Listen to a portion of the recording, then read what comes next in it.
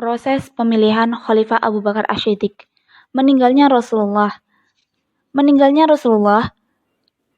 Maka berakhirlah situasi yang sangat unik dalam sejarah Islam, yakni kehadiran seorang pemimpin tunggal yang memiliki otoritas spiritual dan temporal duniawi yang berdasarkan kenabian dan bersumberkan wahyu ilahi. Sementara itu, beliau tidak meninggalkan wasiat atau pesan tentang siapa di antara para sahabat yang harus menggantikan beliau sebagai pemimpin umat. Maka terjadilah perselisihan pendapat di kalangan kaum muslimin pada saat itu. Situasi itu membahayakan umat Islam di Madinah, sehingga masalah pergantian pemimpin dicoba untuk diselesaikan pada hari wafatnya Nabi. Pertemuan mendesak yang dilakukan oleh suku Kharaj merupakan tantangan besar terhadap keutuhan Madinah. Masing-masing kelompok mengajukan calon khalifah dan mengklaim bahwa calon mereka yang paling berhak atas kekhalifahan. Calon-calon tersebut antara lain Abu Bakar, Ali bin Abi Thalib, dan Sa'ad bin Ubaidah. Sebenarnya, pencalonan Abu Bakar itu mendapat perlawanan hebat dari kaum Ansor maupun Ali bin Abi Thalib, serta pengikutnya. Kelompok Ali bin Abi Thalib ini adalah benih kelompok Syiah. Mereka berpendapat bahwa Ali lah yang lebih berhak menduduki jabatan khalifah. Alasan mereka bahwa Ali adalah keponakan sekaligus mantu Rasulullah. Selain itu, didasarkan riwayat yang dikenal dengan hadis Ghadir Khum bahwa Rasulullah pernah meriwayatkannya. Perselisihan kaum Muhajirin dan kaum Ansor. Kelompok Ansor telah melakukan pertemuan di Balai Rung Bani Sa'idah. Mereka hendak mengangkat Sa'ad bin Ubaidah sebagai khalifah. Pertemuan tersebut akhirnya diketahui oleh kelompok Muhajirin, maka pergilah Abu Bakar, Umar, dan Abu Ubaidah bin Jarrah ke balai pertemuan Bani Sa'idah. Terjadilah perdebatan yang alot dalam pertemuan tersebut. Kemudian Abu Bakar menawarkan dua tokoh Quraisy untuk dipilih sebagai khalifah, yaitu Umar bin Khattab atau Abu Ubaidah bin Jarrah. Calon dari Quraisy ini diajukan demi menjaga keutuhan ummah dan menghindari permusuhan lama antara dua suku besar di Madinah, yaitu suku Kharaj dan Aus. Penolakan Umar bin Khattab dan penunjukan Abu Bakar. Orang-orang Ansor tampaknya sangat terkesan oleh ucapan Abu Bakar. Umar tidak menyia-nyiakan momentum yang sangat baik itu. Umar mulai berbicara tentang profil pemimpin yang mereka harapkan guna menjaga keutuhan ummah. Kemudian Umar memegang tangan Abu Bakar dan membaiatnya serta menjadikan kesetiaannya kepadanya sebagai khalifah. Tindakan Umar itu diikuti oleh Abu Ubaidah bin Jarrah. Tetapi sebelum dua tokoh Quraisy mengucapkan baiat, Bashir bin Sa'ad, seorang tokoh Ansor dari suku Kharaj, mendahului mengucapkan baiat kepada Abu Bakar. Kemudian, baiat tersebut diikuti oleh kelompok Muhajirin maupun kelompok Ansor yang hadir di sana, termasuk Asid bin Khudair, seorang tokoh Ansor dari suku Aus. Musyawarah mengenai pengangkatan Abu Bakar. Ada dua faktor utama yang mendasari terpilihnya Abu Bakar sebagai khalifah. Yang pertama, menurut pendapat umum yang ada pada zaman itu, seorang khalifah haruslah berasal dari suku Quraisy. Yang kedua, sahabat sependapat tentang ketokohan pribadi profil Abu Bakar sebagai khalifah karena beberapa keutamaan yang dimilikinya. Keutamaannya antara lain, beliau adalah laki-laki dewasa pertama yang memeluk agama Islam. Ia satu-satunya sahabat yang menemani Rasulullah SAW pada saat hijrah dan ketika bersembunyi di Gua Sar. Ia sering ditunjuk Rasulullah SAW untuk mengimami sholat ketika beliau sedang uzur. Ia keturunan bangsawan, cerdas, dan berakhlak mulia. Pembaiatan Abu Bakar sebagai khalifah.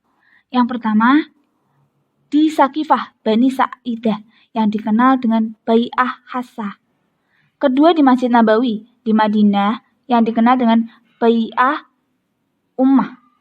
Pada hakikatnya, pemilihan Abu Bakar di balai pertemuan Bani Sa'idah tidak banyak diikuti sahabat senior lain seperti Ali bin Abi Thalib, Utsman bin Affan, Abdul Al-Rahman bin Auf, Zubair bin Awam, Sa'ad bin Abi Waqqas, dan Thalhah bin Ubaidillah. Tetapi ditinggalkannya mereka bukan suatu kesengajaan. Sebaliknya, pertemuan tersebut tidak direncanakan sebelumnya dan hanya terdorong oleh keadaan. Keadaan waktu itu amat genting sehingga memerlukan tindakan cepat dan tegas, namun para sahabat senior tersebut seorang demi seorang kecuali Zubair dengan sukarela berbaiat kepada Abu Bakar.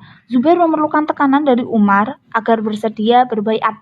Adapun Ali bin Abi Thalib baru berbaiat kepada Abu Bakar setelah 6 bulan istri beliau Fatimah Az-Zahra wafat. Ridah atau nabi palsu. Pada masa awal pemerintahannya, Abu Bakar banyak menghadapi kesulitan. Setelah wafatnya Rasulullah, timbul berbagai golongan.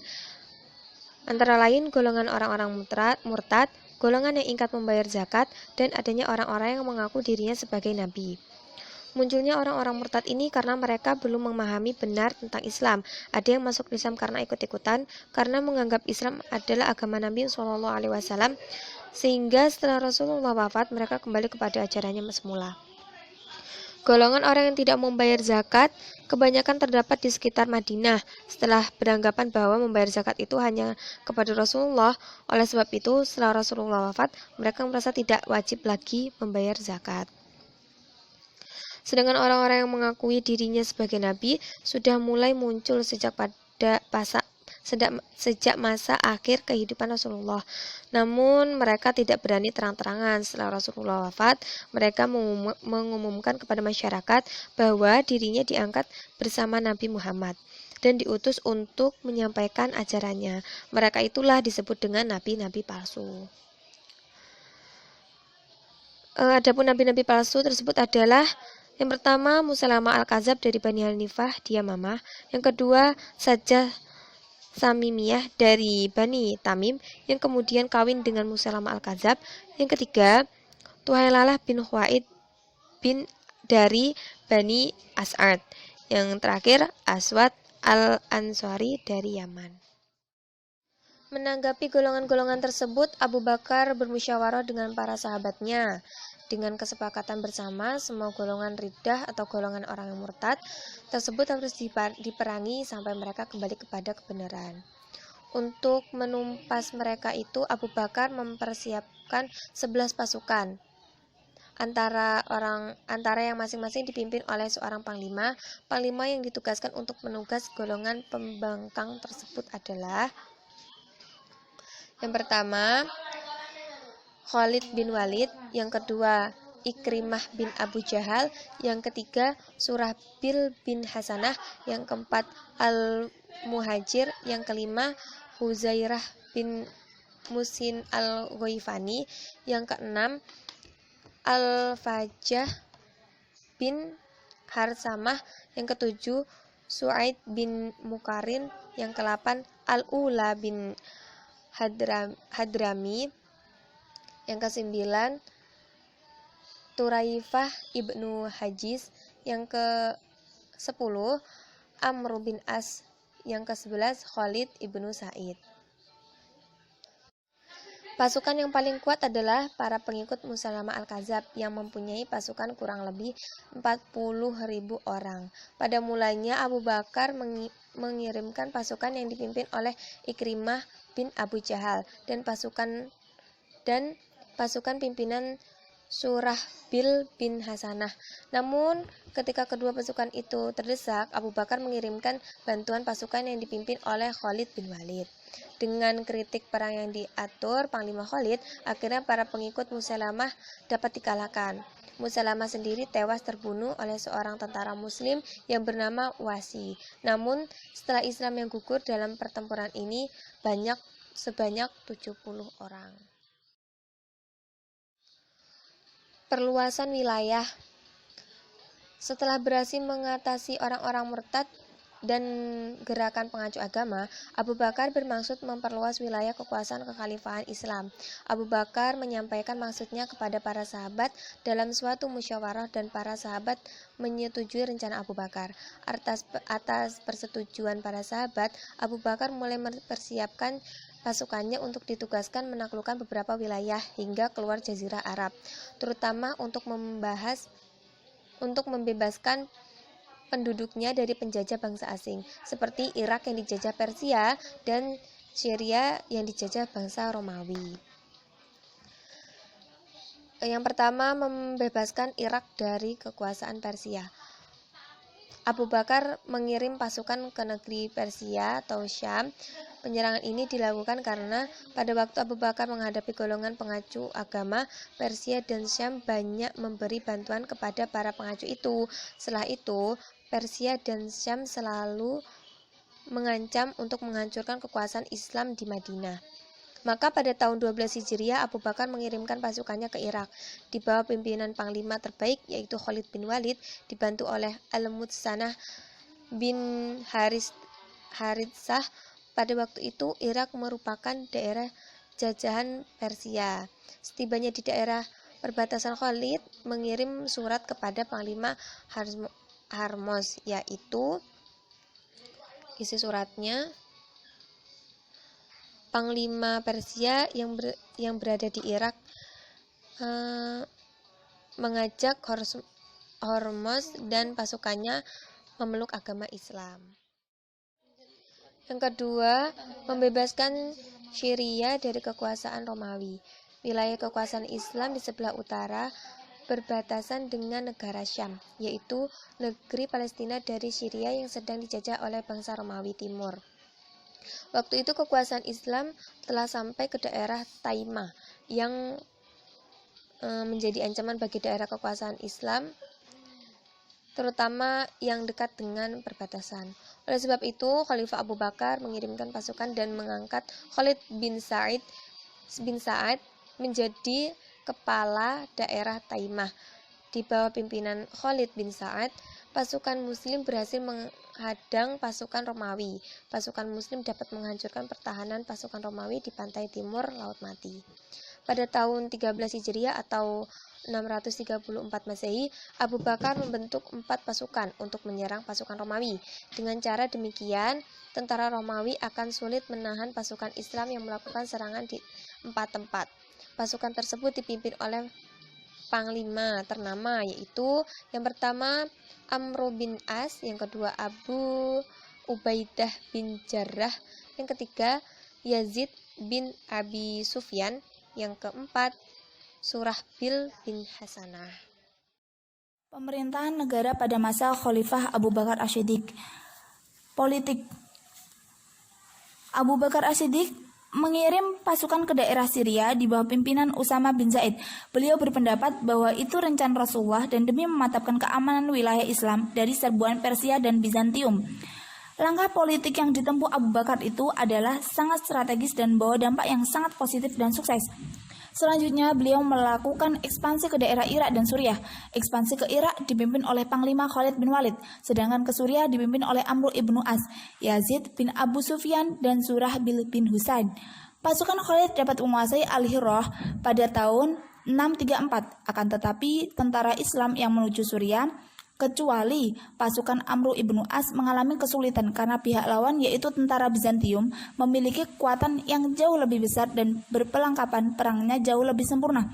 Untuk membantu pasukan Islam di Suriah, Abu Bakar memerintahkan Khalid bin Walid segera meninggalkan Irak menuju Suriah, dan kepadanya diserai tugas memimpin seluruh pasukan.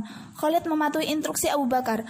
Mereka berhasil memenangkan pertempuran, tapi sayang kemenangan itu tidak sempat disaksikan oleh Abu Bakar, karena ketika pertempuran itu sedang berkecamuk, beliau jatuh sakit, dan tak lama kemudian beliau meninggal dunia. Sastra, pengumpulan ayat-ayat suci Al-Quran yang selama ini berserakan di berbagai tempat. Usaha ini dilakukan atas saran Umar bin Khattab. Pada mulanya beliau agak berat melakukan tugas ini karena belum pernah dilakukan oleh Nabi. Akan tapi Umar banyak mengemukakan alasan. Di antara alasannya adalah bahwa banyak sahabat penghafal Al-Quran gugur di medan perang dan dikhawatirkan akan habis seluruhnya. Pada akhirnya Abu Bakar menyetujuinya. Untuk selanjutnya, ia menugaskan Zaid bin Thabit untuk mengerjakan tugas pengumpulan itu. Ekonomi. Abu Bakar sebagai seorang sahabat Nabi yang berupaya meladeni beliau berusaha semaksimal mungkin untuk meningkatkan kesejahteraan umum. Untuk itu, beliau membentuk lembaga Bait al-Mal, semacam kas negara atau lembaga keuangan. Pengelolaannya diserahkan kepada Abu Ubaidah, sahabat Nabi yang digelari Amin al-Ummah. Fungsi Bait al-Amal ini adalah untuk mengelola pemasukan dan pengeluaran negara secara bertanggung jawab guna terpeliharanya kepentingan umum. Bait al-Mal adalah amanah Allah dan masyarakat kaum muslimin. Karena itu, beliau tidak mengizinkan pemasukan atau pengeluarannya berlawanan dengan apa yang telah ditetapkan oleh syariah. Selain mendirikan Baitul Mal, beliau juga mendirikan lembaga peradilan yang diketuai dan diserahkan kepada Umar bin Khattab. Semua harta rampasan perang dipindahkan ke Baitul Mal dengan beberapa alasan. Yang pertama, perlu adanya sumber dana untuk menggaji prajurit. Yang kedua, bila prajurit dibagikan harta rampasan perang terlalu banyak, Umar khawatir prajurit tidak akan mau perang lagi. Yang ketiga, tanah rampasan perang tetap dikuasai oleh pemiliknya, namun ia harus membayar kharaj dan dari kharajlah prajurit digaji. Umar bin Khattab melimpahkan wewenang kepada hakim daerah yang ditunjukkan melalui surat yang ia kirimkan kepada Abu Musa al-Sairi atau hakim Kufah yang isinya mengandung pokok-pokok atau prinsip-prinsip berperkara di persidangan dalam lingkungan peradilan. Umar bin Khattab wafat pada hari Rabu 25 Zulhijjah 23 Hijriah dikarenakan ditikam oleh Abu Lu'lu'ah atau Fazuh. Sebelum ia meninggal, ia sempat memilih 6 orang sahabat Nabi sebagai formatur untuk menentukan khalifah selanjutnya. Mereka adalah Utsman, Ali, Zubair Sa'ad, Abdurrahman, dan Taltalah.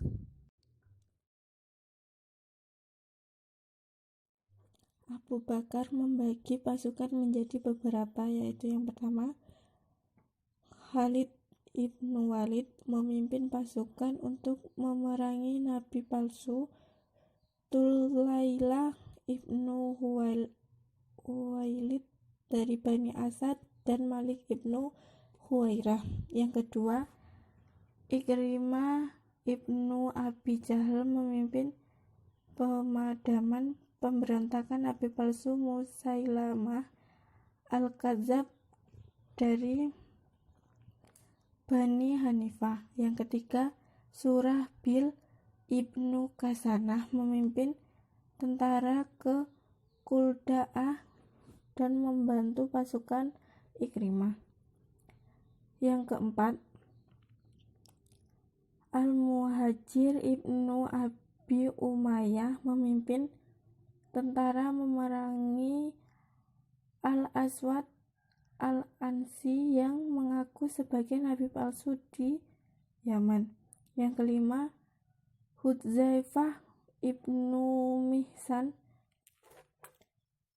memadamkan pemberontakan suku di Oman yang dipimpin Zultak Lakit ibnu Malik al-Azdi. Yang keenam, Arfajah ibnu Huzaimah memimpin tentara ke Mahrah. Yang ketujuh, Suwailid ibnu Muqarrin memerangi suku Tihamah Yaman.